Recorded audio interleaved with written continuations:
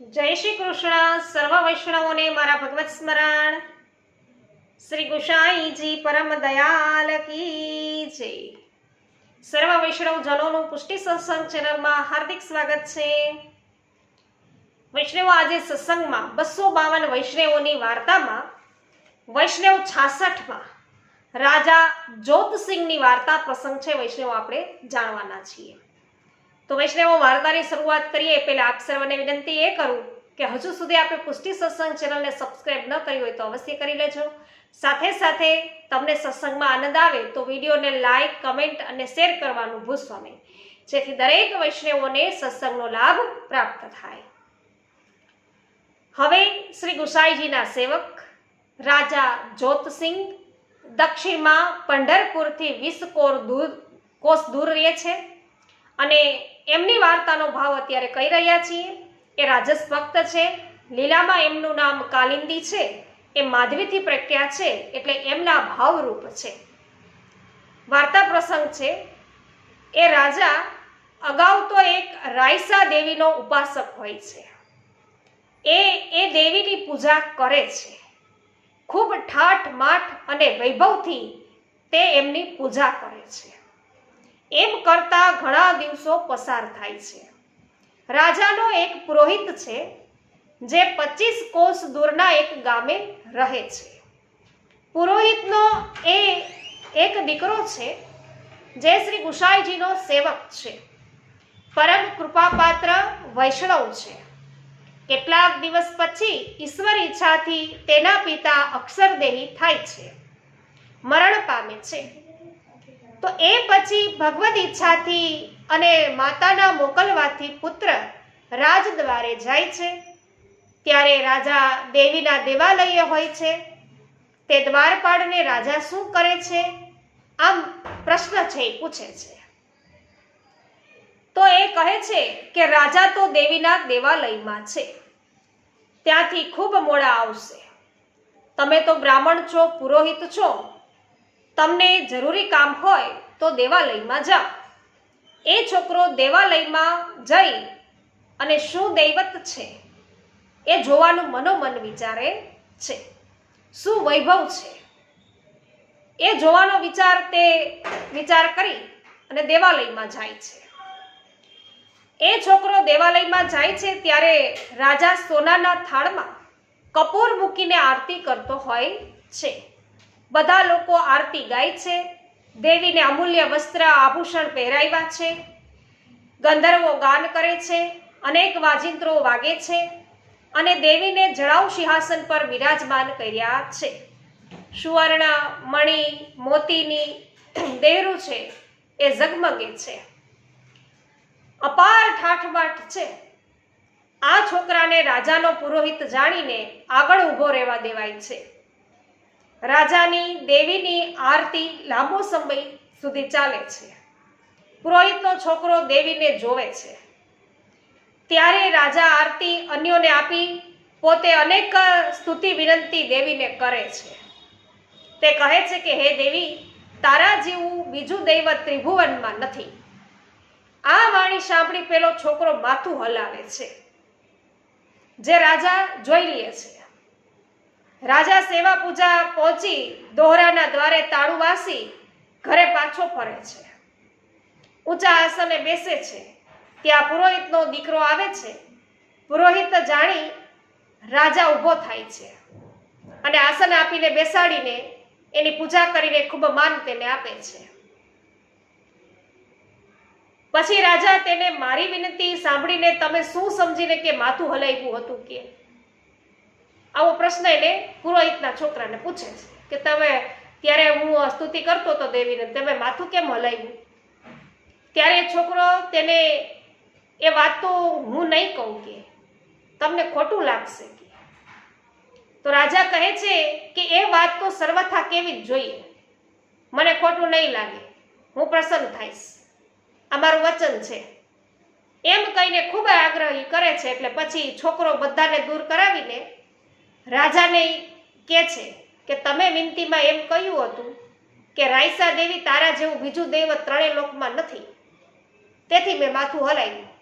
કેમ કે દૈવત ત્રણેય લોકમાં શ્રી વિઠ્ઠલનાથજી પાસે છે કે જેમના સેવકની રાયસા જેવી તો અનેક દાસીઓ છે કે ત્યારે રાજા તેને એ તો કેમ મનાય એમ પૂછે છે. એ એવું કઈ રીતે માની શકાય કે તો પેલો છોકરો તેને કે તમે પંઢરપુર ચાલો તો તમને દેખાડું એમ એને કહે છે. એ પછી રાજા અસવારી સેના બહુ સજ્જ કરી અને પુરોહિતના દીકરાને પણ બધાની સાથે લઈને પંઢરપુર આવે છે. વિઠ્ઠલનાથજીના દર્શન કરે છે. તે છોકરાને તમે તો કે આવી બડાસ મારો છો, મારી રાયસાનો બહુ વૈભવ અહીંયા ક્યાં છે ક્યાં, અને અહીં તો ઉત્તમ વસ્ત્ર પણ નથી. છોકરો આ સાંભળીને મૌન રહે છે. રાજા મંદિરમાંથી બહાર આવે છે.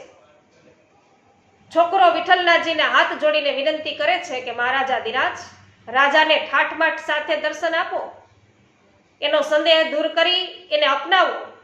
આવી વિનંતી કરી અને તે રાજાના મુકામે આવે છે. રાજાની સેના તો વિશાળ હોય, ગામની બહાર બધા સૌ મુકામ કરે છે. એટલામાં તો તરત જ શ્રી વિઠ્ઠલનાથજીએ ત્યાં વનમાં થોડેક દૂર એક મોટું નગર વસાવે છે. અદ્ભુત સિદ્ધ કરે છે.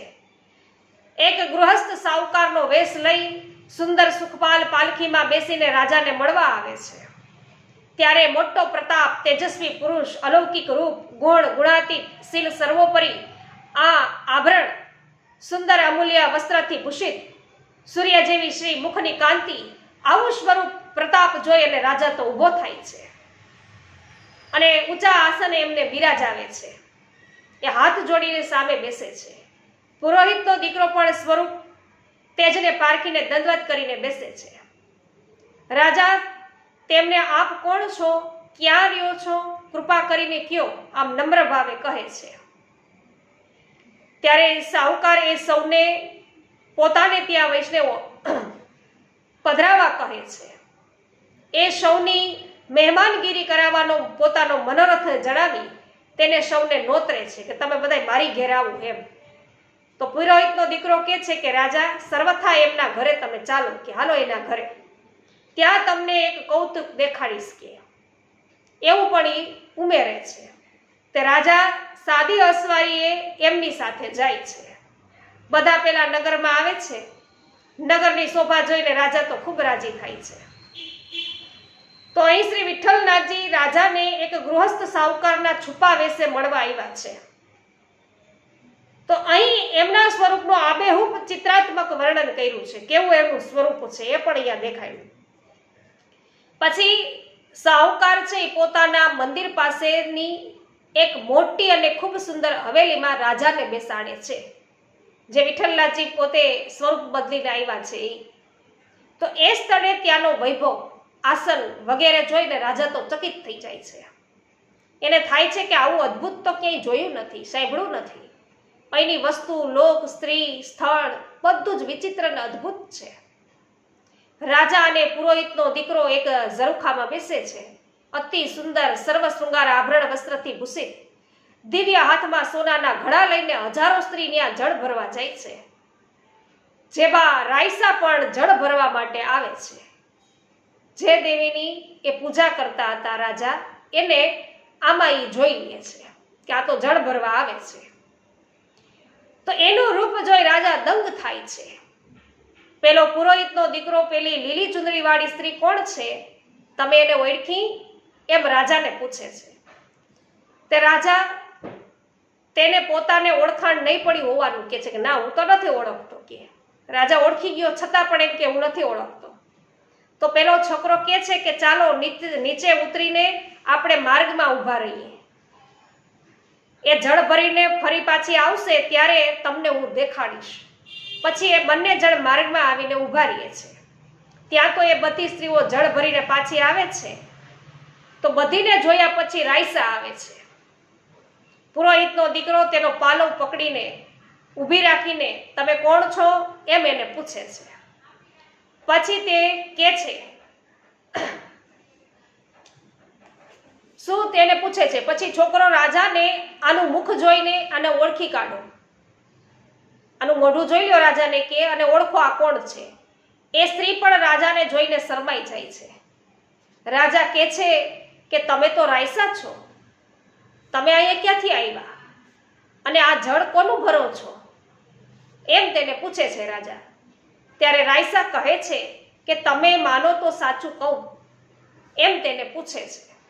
વળી આ પુરોહિતનો દીકરો બધું જાણે છે, તેથી જૂઠું તો કાંઈ ચાલે જ નહીં.